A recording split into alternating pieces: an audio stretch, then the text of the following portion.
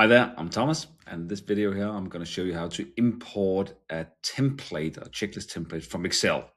So we've got a couple of different ways to do it. One of the main ways is to navigate into the template center, and then go for the whatever checklist type that you're going to work with. Here we are at the commissioning test. In here, then hit the import files. So you got some different options. You will need to go for the second option, import CxPlanner Excel. So from here, you can just drag and drop in the files that you need.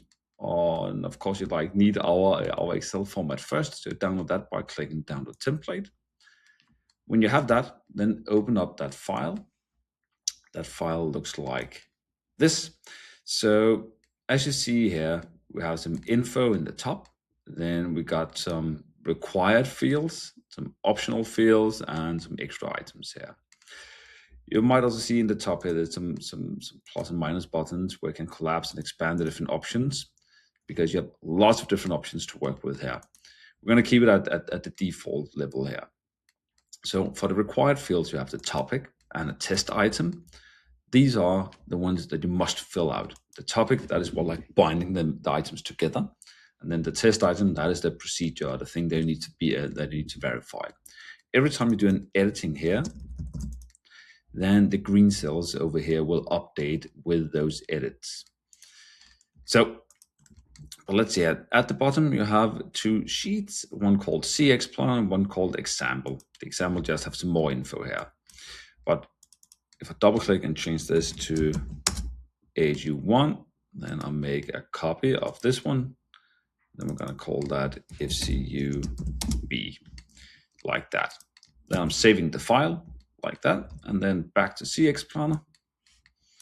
In here, you can then drag in the file. It gets loaded. Then you just click upload and convert. Then give it a second while the system passes this Excel file that you're putting in. When I have it in here, then in the top, you see 1 out of 2, the template name, the category, the visibility. And when I was looping through the individual sheets, you can see passing result 1 of 2. You can just move past all of these confirm boxes and import everything. Or otherwise, you have the items here, the visual, the testing, and then the procedures. Over here, you can toggle on if you require a photo or require a numeric value input. Change the order, delete the items, and so on. Now I'm just going to add a little marker so I can find this again, but you're just going to click next. Then you see now we have the thing called unit B. That's the second sheet we had, and like that.